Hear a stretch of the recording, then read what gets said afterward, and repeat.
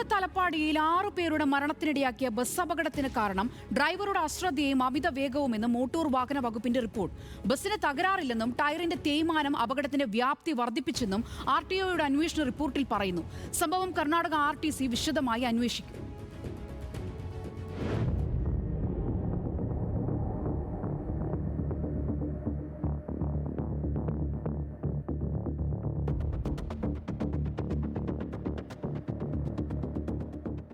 പതിനൊന്നുകാരിയുടേതുൾപ്പെടെ 6 പേരുടെ ജീവൻ പൊലിഞ്ഞ അപകടത്തിന് പിന്നാലെയാണ് മോട്ടോർ വാഹന വകുപ്പ് ഉദ്യോഗസ്ഥർ പരിശോധന നടത്തിയത്.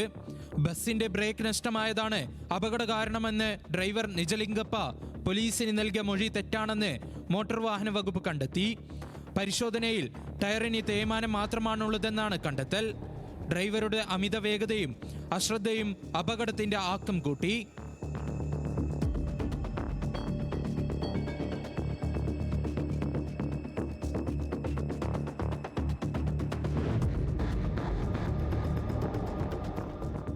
കർണാടക RTCയും സംഭവത്തിൽ അന്വേഷണത്തിന് ഉത്തരവിട്ടു.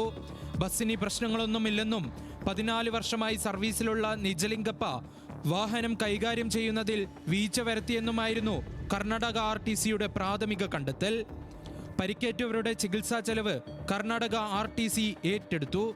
ഇതിനിടെ തലപ്പാടിയിൽ നാട്ടുകാരുടെ നേതൃത്വത്തിൽ കർണാടക RTC ബസ്സുകൾ തടഞ്ഞു. ഫിറ്റ്നസ് ഇല്ലാതെ കേരളത്തിൽ വാഹനങ്ങൾ അയക്കുന്നതിനെതിരെയായിരുന്നു നാട്ടുകാരുടെ പ്രതിഷേധം. ന്യൂസ് മലയാളം, കാസർഗോഡ്.